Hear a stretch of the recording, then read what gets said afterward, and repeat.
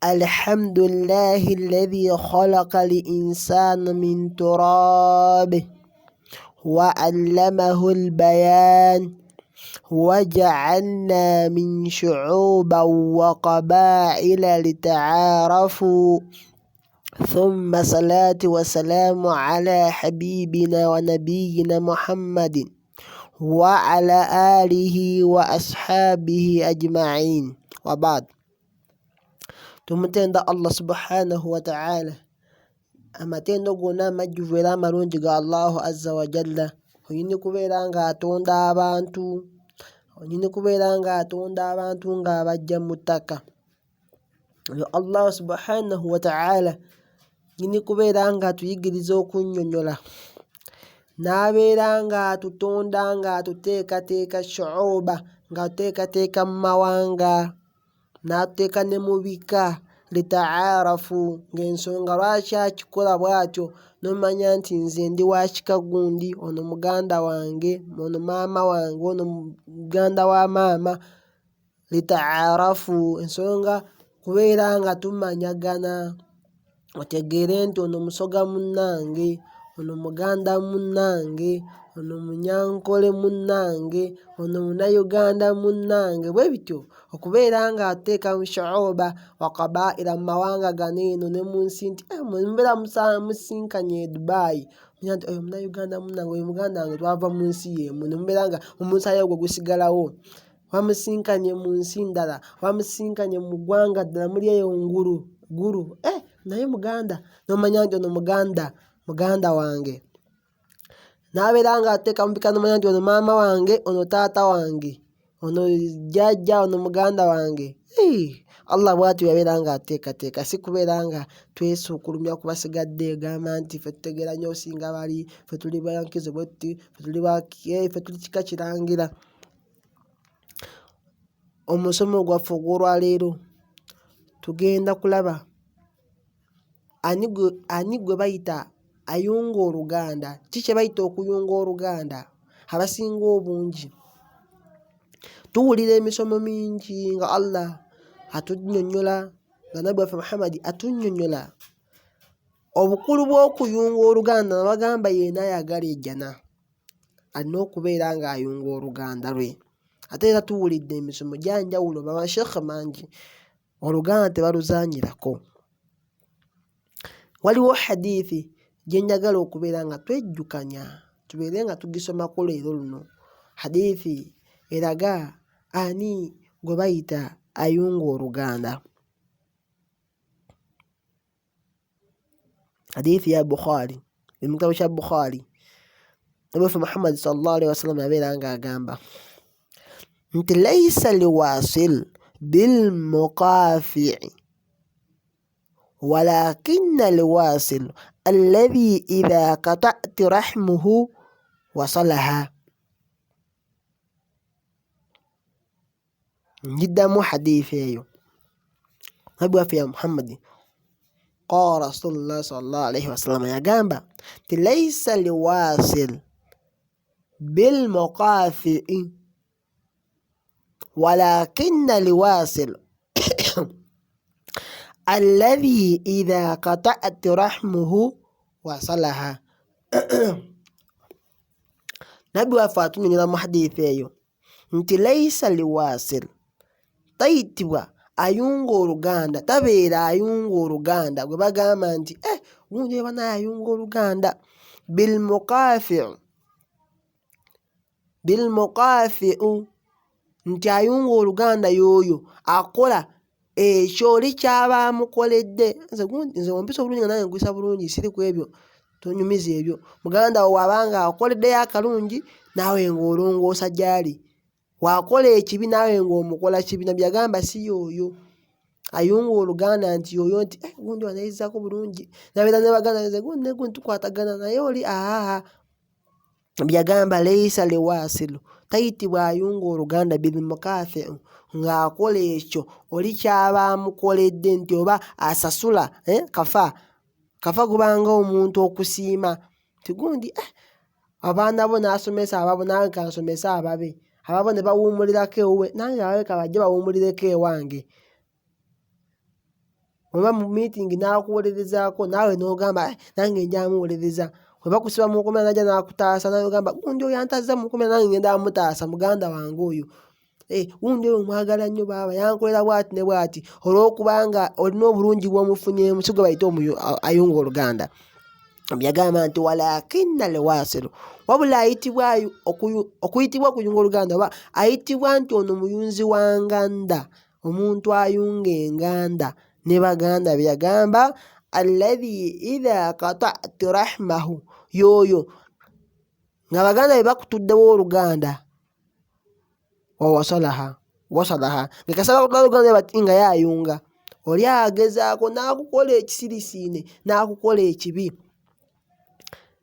n'akunyigiriza, gwe n'ogezaako n'oyunga sijja kumukola kiri kyakoze nobeera nga okikola muganda wange sijja niwankola atya sijja kumuvaako oyo muganda wange, gwe bayita omuyunzi w'oluganda. Bali bagezaako kulukutula gwe n'oyunga, si kubeera nga onyweza bunywezi oli kubanga nakyakoze kirungi nawe n'ogezaako n'obeera nga naawe omusasulamu ekirungi ekyo, nti si ayitibwa wa Uganda nti olw'okubanga asasuddemu oli kyaba amukoledde, wabula ayitibwa ayunga oluganda yoyo nga bali bagezezzaako kulukutula ne baluggyawo gwe n'oluzza bujja n'oluzzaawo, ne bakutula gwe n'oyunga, ne bakutula gwe n'oyunga n'olemerako. Gwe oba okoze otya nze oli muganda wange.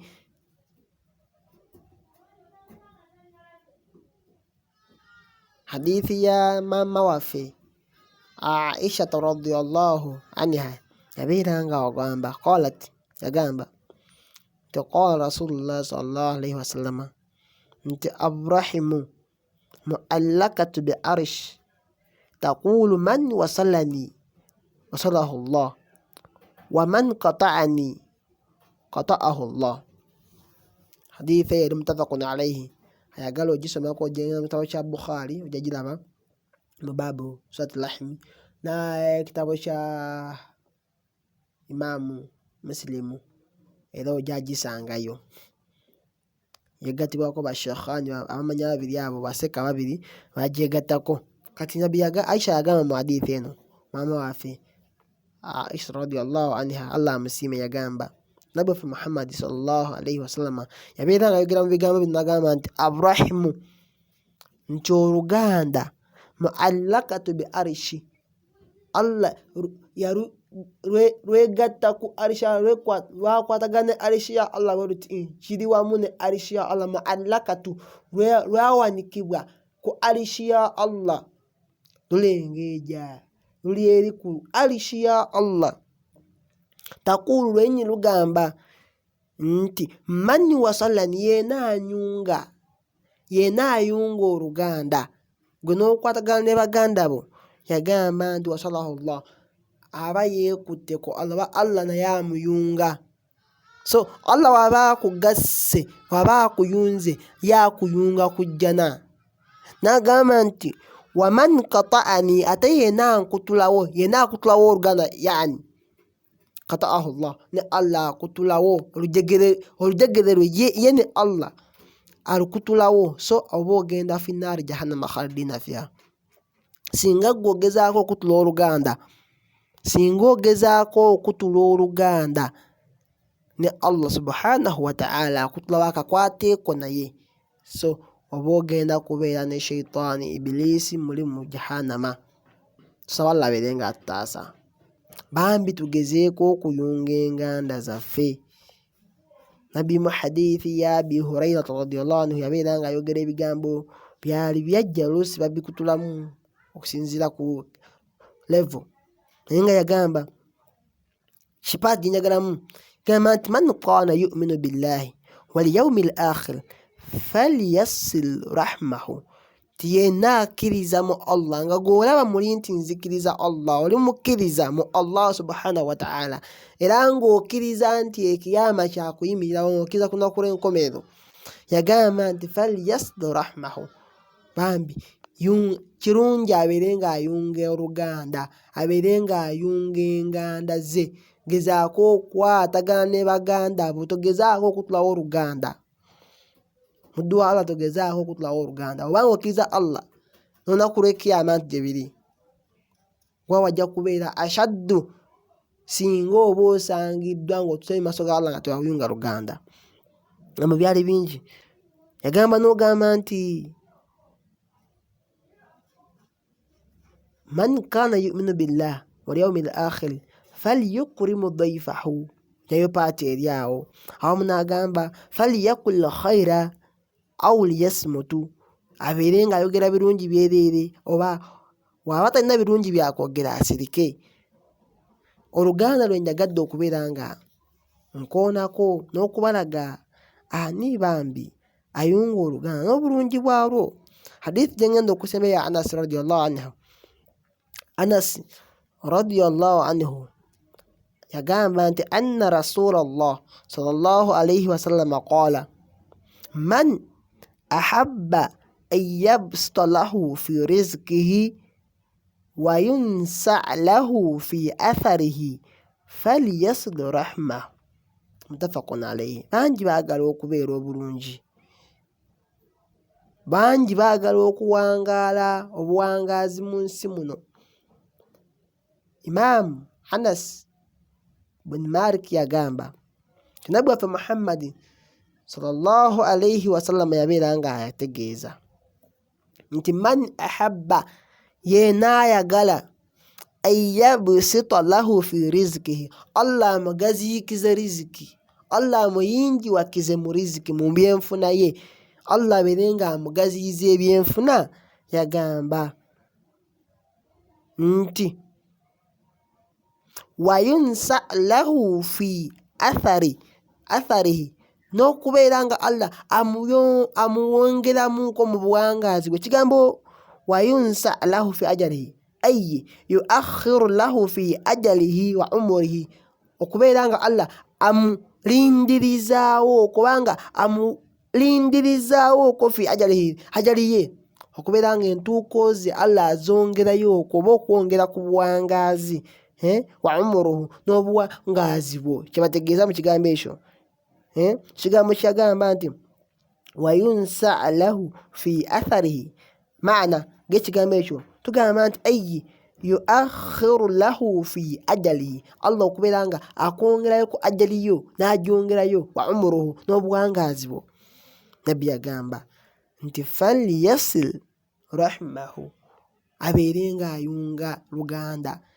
Singa oyagala ebibiri ebyo, Allah abeere nga akuyingiwakiza ku riziki, n'okubeera nga Allah akwongerayo ku buwangaazi. Nabbi yagamba nti kirungi obeere ng'oyunga oluganda. Kyokka ky'oba okola kuyunga luganda, Allah ajja kubikuwa byombiri, ajja kuyingiwakiza riziki. Ebbanga ly'omalanga okwatagana ne baganda bo, wallahi Allah akugabirira, kubanga abamanyi nti bajja kukuba esimu gy'oli bakusabe, ate tojja kukola bubi, ojja kubawa. Allah n'abeera nga akuyingiwakiza ku riziki, so that wabaawo akubye obeere ng'omwanguyiza mu mbeera, n'okwongera ku buwangaazi nti osigale nga bakyakufunamu emigaso gino eno, kyolina engeri gy'obayimirirawo okwo n'obayamba. Baddu ba Allah mbazuukusa, tugezeeko tukole ebirala bye twagala mu nsi muno, wabula tugezeeko okuyunga oluganda. Bagambye ayitibwa ayunga oluganda si yoyo nti gundi ampisiza bulungi nange muyise bulungi, gundi akozebwa ati nange kamusasule, anzigye mu kuba nange kamuyigyeyo. Wabula yagamba nti yoyo gwe bagezaako nga bali bakutula gwe n'oyunga, bakutula gwe n'oyunga. Sijja kubeera nga nsinzaawo ebigambo byange. Nsaba Allah subhanahu wa ta'ala bambi atuse mu baddu abawulira ebigambo bye ne bajjamu ekisinga okuba ekirungi, era ne babissa mu nkola. Ekiyitibwa okuyunga oluganda, Nabbi waffe n'Obusiraamu yahathu al-Islaamu ala tawasil rahmi. Obusiraamu bukubiriza nnyo, they encourage okubeera nga tuyunga enganda zaffe. Wa yuharrimu at-taqati'u, era Obusiraamu buziyiza, bukifuula haraamu okubeera nga tukutulawo enganda.